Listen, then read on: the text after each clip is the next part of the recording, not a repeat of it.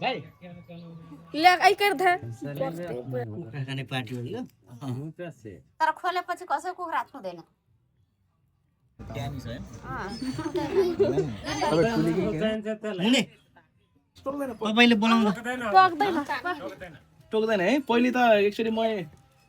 रुक्क के अरे झरेको थियो ल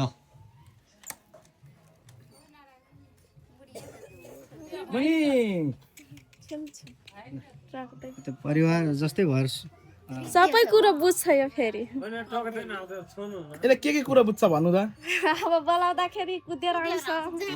बोलाउँदाखेरि आउँछ ए जहाँ गए नि आउँछ आउँछ त्यहाँ काँसमा लगेर छोडिदिन्छु त्यहाँ त बोलाउँदाखेरि आउँछ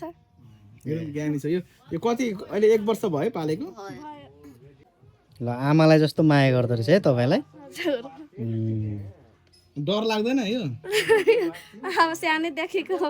पाले कहाँ डर लाग्छ पहिले पहिले त बदमासी गर्थे आजभोलि गर्छ गर्दैन गर्छ गर्छ कि यो कहाँ भेटेर ल्याउनु भयो यो गैरुङदेखि हजुर अहिले जा भन्दा नि जाँदैन कहीँ भाग्दैन घरमा पनि खुग्लादाखेरि बेलुकातिर आइहाल्छ ए घुम्न गए नि हजुर अनि यो बाहिर जाँदाखेरि कुखुराहरूको खान्छ खाँदैन छुँदैन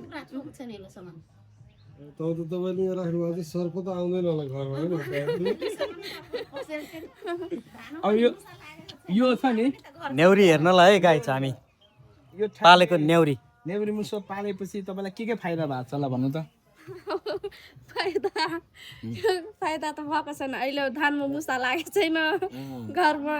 सर्प आएकै छैन यही हो फाइदा होइन हजुर यही हो नत्र मुसाले सखप बोल्नु